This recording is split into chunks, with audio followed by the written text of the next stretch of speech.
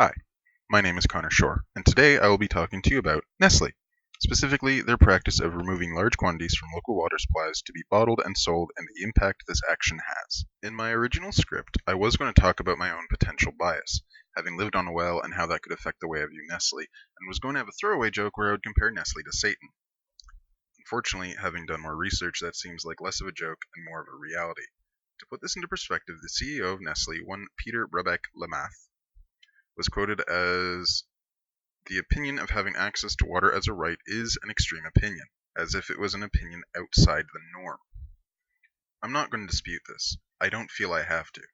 All it takes is a Google search for dehydration to prove how very wrong this statement is, and sounds like the kind of statement a cartoon villain would say while twirling his mustache and puffing on a cigar. And in case you're wondering, there will be bias. I don't see how I can present this without. I've never heard something so short-sighted or a better example of the fuck you, got mine attitude, which I suppose sets the tone for the rest of this. So instead, I'll be pointing out the damage caused by this attitude and the shrewd tactics Nestle employs in the pursuit of fiscal growth. This problem kicked off in March of 2000, during the World Water Forum, where many companies sharing the common principle of "we sell water" got together and discussed whether access to water is a requirement or an extra.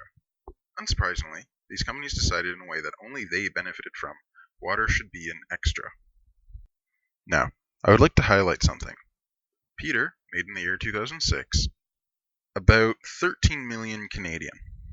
Not in his lifetime, just in the year of 2006, not adjusting for inflation. I believe we can safely call him a 1%er. Now, a 24-pack of Nestle water costs $6.99, or about 29 cents per 500 milliliters. Your coffee in the morning? Now it costs over $1 a cup. Boiled eggs? $2 in water alone, not including showers. Getting up in the morning? Well, that now costs you $10 to $20, depending on how quickly you can shower. But hey, there's water in your soap too.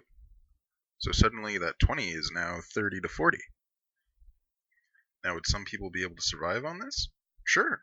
Middle to upper class won't notice too much. Lower class would have it even tighter. People qualifying as poor or below? Truly fucked. Food stamps don't cover your luxury items, you know. You'd be able to buy some chicken and some broccoli, but not any water. God forbid you ever need a shower in your lifetime. This change would ripple elsewhere too. Farmer Brown? He has to feed his cows after all. $3 an animal a day, not including the price of the water that goes in to create the corn he feeds his cows. Suddenly costs of the basics jump even higher. On top of having to pay for water. You know, that thing that a normal human being would consider a necessity. People unlike Peter. The only people that benefit from this is Nestle. The only people that could afford this are people like Peter. Now, my personal grievances and conjecture aside, we can see the effect Nestle is having on the world right now. Do you remember that drought California is having? The one entering its 5th year. The one so bad the state had to start cloud seeding. The state that has it so bad that droughts are considered fairly normal. The one where overuse of water is such a large social crime, drought-shaming celebrities is a thing. Would you like to know how much water Nestle is guzzling from them? 303 million liters a year. I wonder how that impacts how bad the droughts are. I bet not in a positive way. Aside from the human impact, it affects local wildlife as well. The decrease in water is killing off local fish and may have driven the delta smelt to extinction already, while the Chinook salmon, steelhead, and green sturgeon are following suit. Thankfully, the governor, Jerry Brown, has a plan. Currently, he is working on a project to create pipelines to ship more of California's water at an even quicker pace.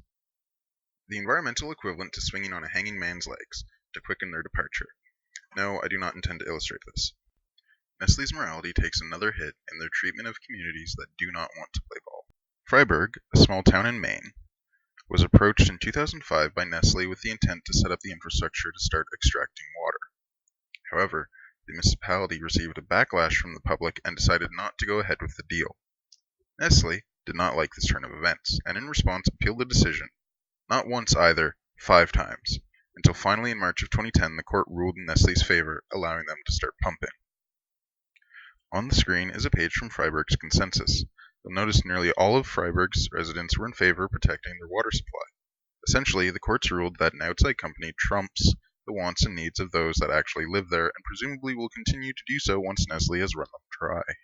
However, this isn't an issue only in the States. Nestle is a worldwide corporation and has an effect on us Canadians too.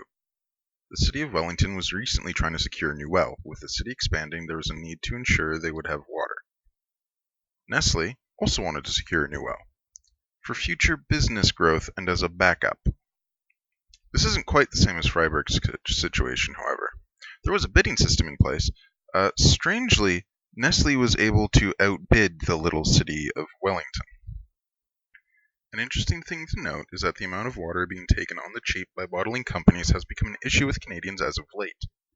One of the proposed methods of dealing with this is charging the bottling companies a more substantial fee.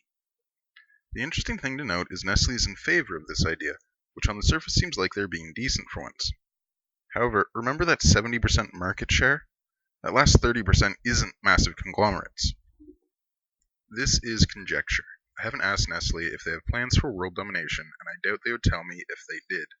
However, if Nestle swung its weight around and could starve out the competition by being the only one able to afford the fees, they would end up with a monopoly, allowing them to be able to charge any exorbitant fee they so choose. Remember earlier about how I joked about having to pay $3 to boil eggs? That could be a reality. A scary dystopian reality, but a reality nonetheless. Similar things have actually happened to Hydro, which was a open company that was publicly owned and is now actually a privatized company. And being the only one in certain situations that offer electricity, they can charge whatever they damn well please.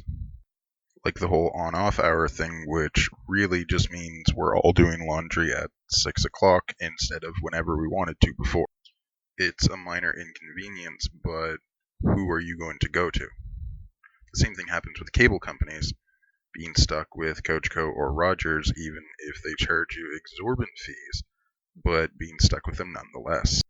Now you might be asking yourself, what the fuck am I on about?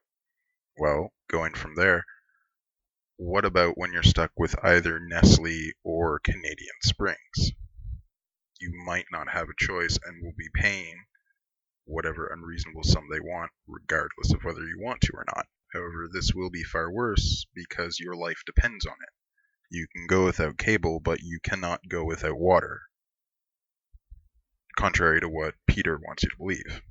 But again, this is all conjecture. It's not based on anything except a hypothetical and a maybe. So take from it what you will. Now you might be asking yourself, but shouldn't we be protected because consumer protection laws are a thing?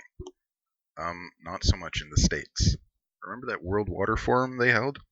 Well, the States actually backed them. Legally in the States, water is not a right, it is actually a need or a luxury item, which is terrifying. And Canada actually isn't that much better because we just don't have agreements on them. They just quietly slip in the legislation and allow water companies to take 1.4 trillion gallons of water out of our natural resources for about $3.74 per million liters. Oh, but I forgot. There's a $750 one-time pay fee for every time they move to a new well, unless it's considered a dangerous expenditure, and then it would be $3,000, which I'm sure is a lot of money to Nestle, considering they pay their CEO $13 million. I've ragged on Peter a lot throughout this recording because it is really easy because he does appear to be the face of the company. However, he actually retired in 2008 and has been replaced by another CEO.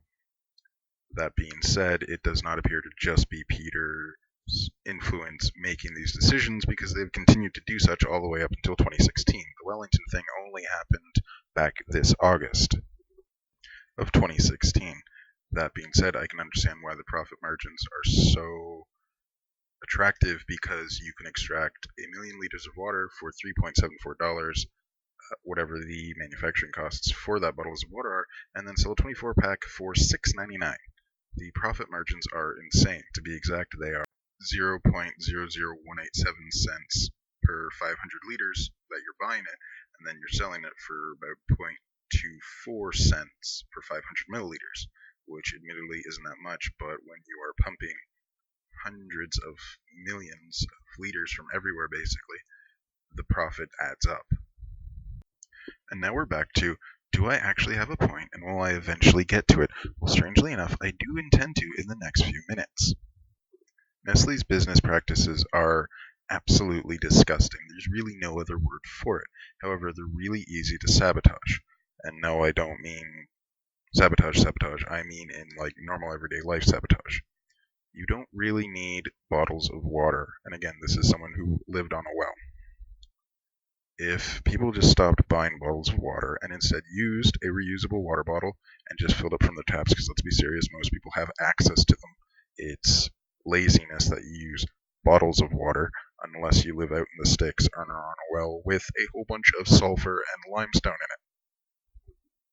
But I'm also not saying to do away with it entirely. There will always be a need for bottled water.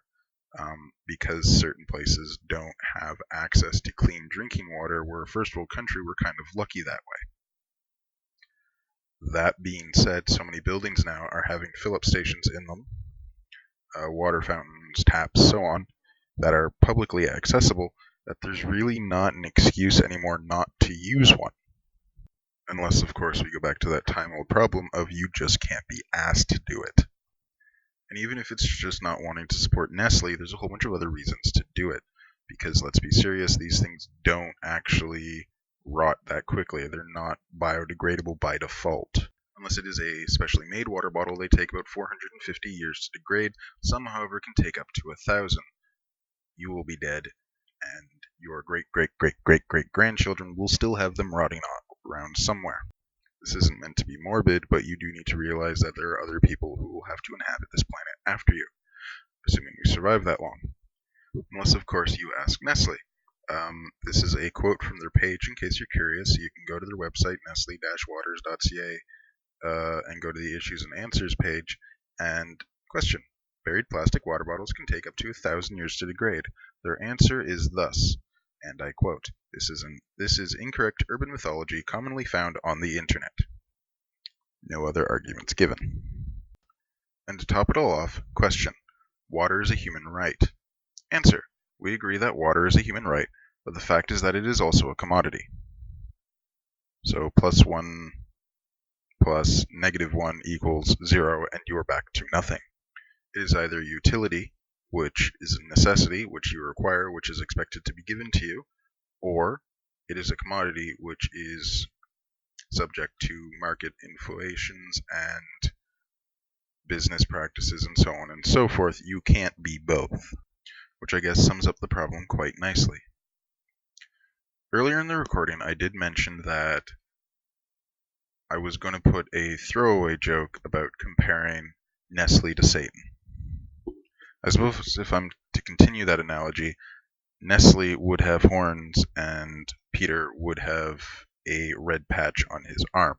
However, they are not the only ones to blame. There really should be government restrictions in place so that companies cannot do this to monopolize a basic resource. But apparently I live in Fantasyland where everything is good and nice.